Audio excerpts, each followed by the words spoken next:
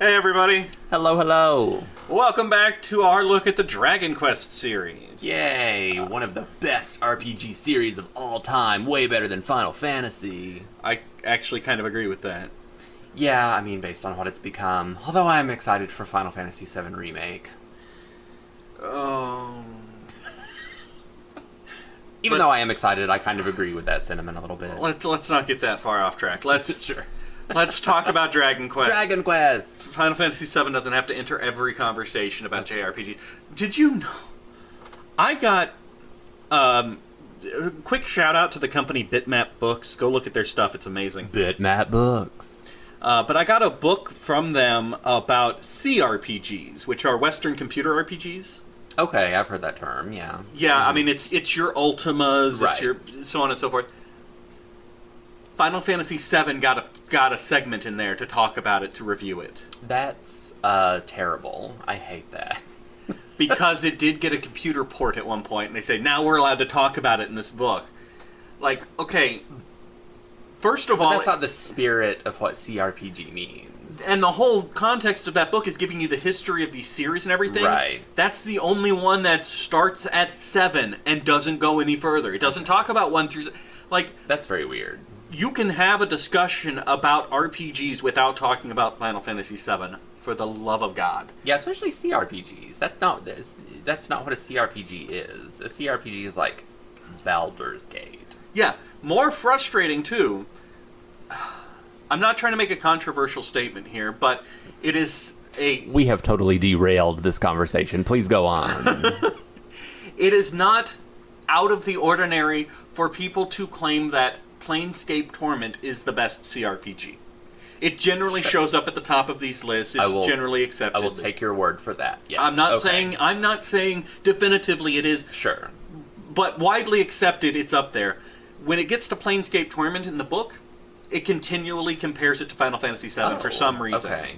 Despite it being a completely different genre. I see. Anyway, Dragon Warrior 4, Dragon Quest 4. Dragon Quest 4. Dragon Quest 4, Chapters of the Chosen. Yeah, I remember that one. I remember all of the... Well, I think I remember all of the subtitles after this, because that's when they started really getting subtitles. So, with 4, 5, and 6, I did not play the original versions. I played the remakes that they made for the Game Boy Advance. Sure, DS. The DS? I borrowed them from you. Yes, yeah. Is how I played them. Yeah, I have all of those of 4, 5, and 6 on the DS. And they are... at least 4 and 5 are among some of my favorites. 4 and 5 are great. Yeah. So 4... we started out by saying the Dragon Quest series never really breaks its own mold. But that's not entirely true. Mechanically, they don't. Mechanically, it doesn't. Mechanically, it is recognizable from the original. But storytelling-wise, they do continually try to mix it up and make it interesting. Right. And 4 was different in terms of... In fact, it's different... I can't think of a Final Fantasy game that's comparable to Dragon Quest 4 in the way it's composed. Because it is told in chapters, Right. with different characters per chapter, some of which span multiple chapters or are revisited. Right. But it... Dragon Quest, I'll tell you this as someone who played the original Dragon Warrior 4 on the NES, is very confusing because you select the gender of your main hero and then you put in their name, and then it starts you as a soldier named Ragnar. And there, and in the remake that you played, there's a little prologue thing where you run around like the main hero's hometown and get a little bit of backstory at the very beginning. But in the original, you just put in your name and your gender, and then you're just this totally unrelated soldier. Romancing Saga 2 does the same thing. At the very beginning of the game, you pick your gender. True, yeah. And then you don't play that character till the end of the game. Right, that's true. Yeah. But I had not even heard of Romancing Saga back then. So I remember, I want to say that I, restarted that game once because I thought maybe it just didn't save my choices It or turned you something. into Ragnar. Because I'm like, I selected a female character named Monica or whatever. And I'm like, now I'm the soldier named Ragnar. That's very weird. Yes, I agree. It's very weird. But then, after you get over that initial shock, I love the structure I do of too. Dragon Quest IV. You play the first 4 chapters as the party of the main hero that you will then recruit as the main hero in like the back half of the game in chapter 5. And I think that's wonderful. And they're such good characters. They're such good characters. Oh. It gives the characters so much more like meaning and personality. Maya and Mina. Yeah, Mina Maya. The sisters, one of whom's a fortune teller and the other of whom is I'm gonna say exotic dancer, but she, to my knowledge, doesn't actually strip.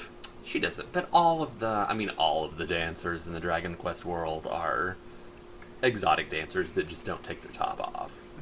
So, bottoms only. Sure, right.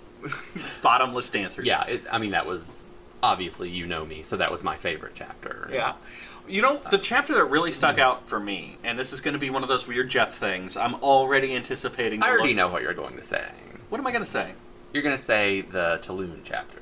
I am going to say the Tulun chapter. The Tulun chapter is great. I have always wanted... To me, it seems like the concept of playing a shopkeeper in a JRPG environment has a lot of meat on the bone that's never fully been explored. Yeah. There are games that have tried it, but inevitably those games turn the shopkeeper into an adventurer as well. Right. I'm not entirely sure how you'd make the shopkeeper game where he's not an adventurer interesting enough. Yeah. But I feel like there's got to be a way. Well, I feel like this game kind of did it. Because you don't have to do a lot of adventuring in the Tulun chapter. Yeah. You can technically in the Tulun chapter, you can just work at that weapon shop, at that initial weapon shop, and raise all the money you need to have your own store. But the Tulun chapter is not about fighting. You don't have to level up, really, in the Tulun chapter. You just, in case it needs explanation, Tulun is the merchant. Tulun is a merchant. He works at a weapon shop in a town at the beginning of his chapter. He wants to own his own store. And so the goal of that chapter, rather than like going on a mini quest or whatever, is for him just to go to this southern kingdom and then have, 35,000 gold to buy his own store. It's something like that. Yeah. And so the goal is not fighting monsters and like exploring caverns and stuff and leveling up. It's just getting gold however you can, and there's all these different systems set up in the game where he like buys and sells different things. You can have him just work at his weapon store. There's like you can go like adventuring in a cave. You can hire adventurers. Yes. You have to use gold to hire party members, like a mage and a warrior and stuff that are stronger than you, and then you can go into a cave, and then you find like artifacts or whatever, and those are worth a lot of money that you can sell. But the goal, like, there's no like you need to be this level to take on this final boss of this chapter, because the only final boss is having enough gold to buy your own store. And it is very, very interesting, and I agree that is a great, great chapter. I, of course, just like the sisters trying to avenge their father. I'm a little more straightforward. I like the sisters. I also like Princess Elena. Yeah, they're all good. All the characters are so good. We'll talk about Dragon Quest Heroes later, but for me, Princess Elena really came alive in those games. Yeah. Like, she is so much fun. And her long-suffering Bray, Kirill. Christo. Yeah. Christo was his original name. Kirill. I always said Crisco. Poor long-suffering Kirill, because Princess Elena is a very brash, forward, like tomboyish, yeah, she's a tomboy Russian princess. And they're Russian. This game also kind of introduced that in the remakes. Is everybody has kind of a regional accent. Yeah. And Elena and those guys are For me, Russian. Ragnar was actually the most boring. The warrior. Yeah. But no, it's really good. Poor long-suffering Kirill. He's in love with the princess, and she's so oblivious to it. She's oblivious to most things. Yeah, She's she just really is. gung-ho. Anyway, so 4 is great, because it lets you get to know the party members more so than any other JRPG I can think of, because you spend time with them in their lives before they join the main character's party. The main hero is a stranger by the time you actually get to that meaty chapter 5, and then you start recruiting all of these other people that you've gotten to know over the first half of the game, and it is a really cool system. I'm looking forward to us reviewing it for Home on the RNG. I'm wondering if we should play the remake or the original. Although that's the kind of the nice thing about having you around is like I can play. I've played the original. Yeah, I know. Of most of these games. I know. I can play the newest, slickest version, and then you're there to go. Yeah. Well, in the original. In the original. Yeah. So. One of the many reasons Russ is a part of this project. Like one of my tangents that I'll go, not really a tangent, but in the original, for example, when you get to Chapter 5 with the main hero, you can't directly control any of your party members. There is no option for that at all. Oh, no. I can't do that. You control the main hero, and all the other characters from the other previous chapters are all AI controlled. No. Yeah. No, thank you. So you can feel free to just play the DS version. Yeah. No, I like to have direct control of my party members.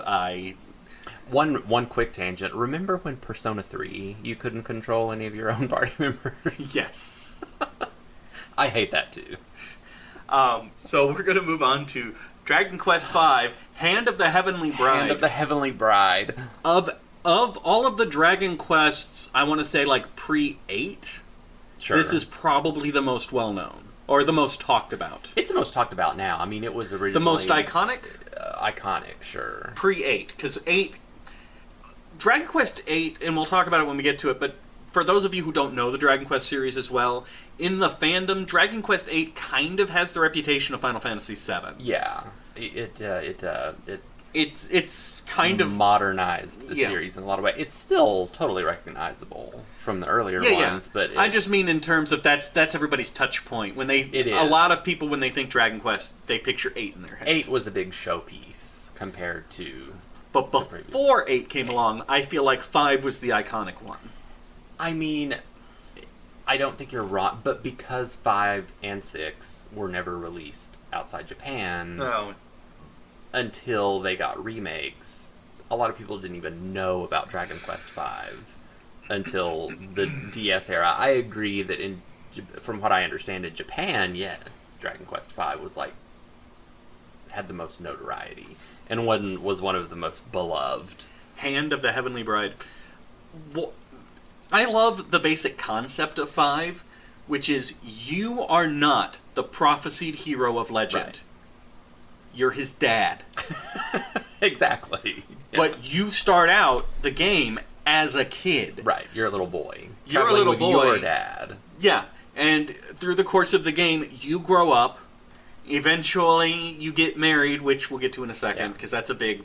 But you go through all the stages of life. And then you have a kid, and that kid is the hero. And you then accompany your kid to slay the great evil. Yeah, you're a little boy traveling with your dad, then you meet a little girl, you go out on an adventure on your own, then you end up as a teenager, you travel with your best friend, then you go out, you meet a girl, you get married, you travel with her, then you have kids, then you travel with your wife and kids. I mean, you get to follow the hero for his whole life. Did you know that this game has been credited as being the first known video game to feature a playable pregnancy? Oh, that's interesting and, I mean, true. Yeah. So we're discovering firsts everywhere. First game with a playable pregnant woman. Another tangent, just because I always find this factoid fascinating. What was the first Nintendo game that allowed you to get gay married? We played it. The first Nintendo game? I was going to say Great Greed. There you go. It was on a Game Boy. Oh, it was on the Game Boy. Yeah. Yes. Okay. The first game we ever played was a original Game Boy game that you could get gay married in. You could marry the king. It was semi-hidden. You could marry the king or the bodyguard or the super old woman or the really underage girl. So Dragon Quest V. Yeah. No, it is fantastic. That whole structure of playing one character through. And you had a monster as one of your main party members for a good chunk of the game. Well, you could recruit monsters. Yeah. Did that start in this one? That started in this one. This was the first Dragon Quest. You recruit monsters, then you start in an early part of the game. You get your first monster, little saber cat, kitten, or whatever, and then later on, as you get older, you actually become the master of monsters, and you learn how to recruit all kinds of monsters. And I love that system this is the best. I mean, of course, there's Pokemon. There's like Pokemon, Sure. and the whole point of that is recruiting monsters. But I've never played another RPG that I enjoyed like the monster recruitment and the monster party forming as much as Dragon Quest, and I think it's because the monsters are so iconic in this game. Yeah, the and monster design. they still have the same look from the original. They do, yeah. The way the monster designs in Dragon Quest are just incredible. They are. There's so much detail and personality in every monster. And they're like cute, but then some of them are also like menacing at the same time. They just have I love that art style that they use. So, we'll go ahead and get to this part because we're going to end up having an argument. We are. Yeah. There does come a time when you get to pick the hand of the Heavenly Bride. In the original game, there were 2 choices. In the remake, there were 3. We'll talk about the original 2 choices first. So, there comes a time where the hero is on his adventure, and he slays a giant monster to help a town, and has been promised the hand of a merchant's beautiful daughter in return for slaying this monster. Yes. That same time, Bianca, who's a childhood friend of his, Bianca goes with you on some of your childhood adventures. Right. She comes into town. I think she helps you slay the great monster. She does. She actually goes on your little quest with you to slay the monster. And your hero finds himself torn the night of his wedding. Should he marry this merchant's daughter that he's known for 5 minutes, or should he marry his childhood friend? Now, I want to put things into perspective for you guys, and to be fair, I have my choice, Russ has his, Sure. but I'm going to be fair still. If you're a Persona fan, this choice is very similar to choosing between Chie and Yukiko. It is. That's very true. Because Bianca is your semi-tomboyish, very tomboyish. She's got like a southern accent in the remake. she's kind of a. She's a little bit of a hick. Yeah, she is. But she's your childhood friend. You've gone on adventures together. You've probably saved each other's life at one point or another in those adventures. Nara. Thank is you. Other. Nara is the merchant's daughter. Nara, the merchant's daughter, is very beautiful, very ladylike. She's the Yukiko. She's a magician more than a fighter. And you've known her for 5 minutes. And your choice is between Yukiko that you've known for 5 minutes and Chie that you've known your whole life. Canonically, the choice is Bianca, the childhood friend. The childhood friend, yes. Almost everybody picks Bianca. I agree Not everybody. with Bianca being the only good choice. Russ, why are you wrong? I just like Nara. I just like her. It was love at first sight. Why did you hate Bianca? I didn't hate Bianca, but Bianca's my bro. And I'm not gonna marry my bro. Oh, you're gonna throw my Chie argument against me. I'm not gonna marry my bro. Bianca's my best friend. But Nara, I fell in love with. At first sight. So there you go. There are options. Although, apparently, Nara's not a good option in the original game. In the original, Nara is not like... And her name's Flora. At least that's how it was translated in the original. And she's not a good option because she actually can't even level up that much. She's not intended to be a fighter or a part of your party. Bianca is the fighter. They changed that in the remake. And Nara actually is a viable character for your party. She's just a mage, rather than kind of a thief-mage hybrid, sort of like Bianca is. What else did they add in the remake? And in the remake, they added a third choice for you. So in the remake, Nara has a sister, Deborah. It's Deborah. I like saying Deborah. It's Deborah. It is Deborah. Okay. She has a sister, and she's a knockout. She's just like the sexiest woman that you've ever seen. Wow, Russ is just lying through his teeth. And she's described as like unkempt and dirty. She's beautiful. She's also beautiful. And unkempt and dirty. But unkempt and dirty as in like slut shaming. Russ. Yeah. Russ. Yeah. She's also extremely dominant. She's basically a dominatrix. She's a real asshole yes. when you first marry her. And I find that very... She softens over the course of the game, but she's just a real jerk to you. I find it fascinating that they went, okay, so we're making a remake. What do fans want? They probably want a third girl. Let's put a third girl in that nobody would ever want to pick. Because even if you're kind of into that dominating thing, you probably want her to at least have combed her hair once in her life. Sure. It's just, it's amusing to me that they put in a third option and kind of clearly stated, by the way, you don't want none of this. Nara is still the best girl. So, for marriage. Yeah, Dragon Quest V is fantastic. It is phenomenal. And they actually made a semi-movie version of it. They did. There's a CG animated film, Dragon Quest Your Story, that you can watch on Netflix, and it is based on Dragon Quest V. It's not exactly the same story, but no, it's very close. I mean, they had to compress it quite a bit to make it into a movie. And the ending is a little bit of a twist, but for the most part, it's Dragon Quest V. Yeah, for the most part, it is a good movie. The ending's just weird. I liked the ending personally, but that's just because I didn't see it coming. Yeah, I didn't see it coming either. I thought it was dumb, but I mean, it doesn't. I don't think it ruins the rest of the movie. I love when I can't predict something. Sure. When something surprises me, it gets points. Yeah. So, yes, if you wanted to start on an old school Dragon Quest, I would say 5 is a good starting point. 4 or 5, sure, I think are both great contenders. You know what I personally think they shouldn't start with? 6. Dragon Quest 6, Realms of Revelation. Yeah. Now, for me, 6 started real interesting, and maybe it got better when it got past the point that I stopped playing. Oh, okay. Because, and I didn't get as far as I needed to fully understand this, so luckily you're here. You start out as a character from the Dream Realm. Sure. So there's the Dream Realm and the real world, and you eventually start to travel back and forth between the two. Right. Which I think is a fascinating concept. Sure. Like, there's a lot of meat on that bone for storytelling. My problem with 6, and I'm hoping I'm remembering this accurately, otherwise I'm never going to hear the end of it from Russ. Fairly early on, I want to say 10 to 15 hours into the game, you beat the big bad.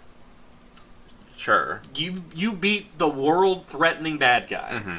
And then the game is basically, all right, go ahead and mop up the rest of his army. Just go. And you aimlessly wander the world like in Dragon Quest II, right? Not sure where you're going or what you're supposed to do to fight the mini-bosses, basically. Yeah. I'm assuming at some point either the big bad comes back. Yes, there's eventually, just like every other Dragon Quest. Well, yeah, it'd be way too weird if you literally beat the end boss 10 hours in. But that's what the story does. Yes. And for me, that killed a lot of the impetus. Like, oh, I did it. Sure. I saved the world. And then I had no direction. It was just wander around randomly and try to find whatever. And I tapped out. Yeah. It lost my focus. It lost my attention. I didn't care anymore. I don't even remember any of the characters. I don't blame you, because I feel like this was a weak follow-up to 4 and 5. Because the first time I ever played this, again, this one was never released for the Super NES in America or outside Japan. So I played this for the first time after playing the DS versions of 4 and 5, and then you get to 6, and it is a huge letdown after you've played the games as great as 4 and 5. So I agree. Okay. Yeah. So... And the characters... I don't remember I any agree, of them. They aren't really memorable. Terry, for some reason, is a very, very beloved... He's the swordsman. Okay. I remember him from the Heroes game. He's a very, beloved character. He's in Dragon Quest Heroes, and he's like a big deal character. I don't really know or understand why. But yeah, none of the characters overall are particularly memorable. Now, we had a brief disagreement at the end of the last video that we did about how these games are connected or not. So, these games have a thematic connection in that they all reference the kingdom of Zenith, I think it is? Zenithia, yeah. Zenithia, which is basically this universe is Atlantis. It's a lost civilization of Yeah. advanced power and Just in the sky. It's like Yeah, it's like a castle it's in a the sky. celestial, yeah. and it's referenced in 4, 5, and 6 to varying degrees. It's more important in some than others. Well, you go there in each game. Yes. And it lays out basically it's like these games take place in separate worlds, but they share the same heaven and hell. That's what it's intended to be. Zenithia is like heaven, and then Nadiria, the underworld that you always end up in at the end of the game, is like their hell, and it shares the same heaven and hell for like 3 different worlds. And then But my point still stands that they are not direct they're sequels not. to each other. They are not. None of the characters overlap. no, they're only direct sequels. There's a or they're thematic only bond. sequels in the sense that you're seeing. Mainly, it's with like the dragon god, and you see that 6. But again, you didn't finish it. Like in 6. Spoil away. 6 is actually chronologically the first one, because Okay. in 6 the dragon god is just an egg. So they did the same thing as In 1, 2, and 3, Zenithia. where the last Yes. one is the first one. It's actually Interesting. chronologically first, and then 4, and then 5. They don't do that with 7, 8, and 9. No, because after 7, 8, 9, like after 4, 5, and 6, they even lose that Yeah. level of connection of just sharing like the same heaven and hell, basically. But there are still connections, but they're just not like They're they much. were. They're much fainter. thinner, Much more tenuous. yeah. So before we move on to our next segment, where we discuss 7, 8, and 9, is there anything else you could say about 6? Since I didn't finish it, it's really all on you. It's really unmemorable. So, I mean, there's not a lot I can add. The characters aren't really memorable. I didn't like the whole Dream World thing when I first played it, and you're all of a sudden, when you first find out about the Dream World thing and you're just like a ghost walking around and all of that, it was very disorienting to me. I wasn't really into it. I don't remember a lot about it. I've only played it the one time, whereas these other ones I've played most Dragon Quests, Well, at least twice. When we finally get around to it, or maybe we already have from your time frame, the way we record stuff is a little weird. When we finally review Dragon Quest VI for Home on the RNG proper, it will be the first time I beat the game, because every Home on the RNG game that we play, I do play from beginning to end, no matter what. Good for you. And Russ I had will to- play I had most of 6 at least. He'll at least touch 6. Oh, sure. I mean, I've played all of these games, and I will play 6 again. I was referencing the fact that I could not stand Final Fantasy Tactics or Live. I could not go on living as a human being if I had to finish either one of those games. So when we do Shining Force 2... Final Fantasy Tactics is a great movie to watch on YouTube. Okay, we're off on this tangent now. So, Russ just doesn't like strategic JRPGs that don't have a dating sim. True. So, that's it for this little chunk. Yeah. We'll join you for the next trilogy of games, and then there'll be another video to discuss the rest of the game. So it looks like we're talking about a 4-parter here. Sure. So we'll see you guys next time. Bye.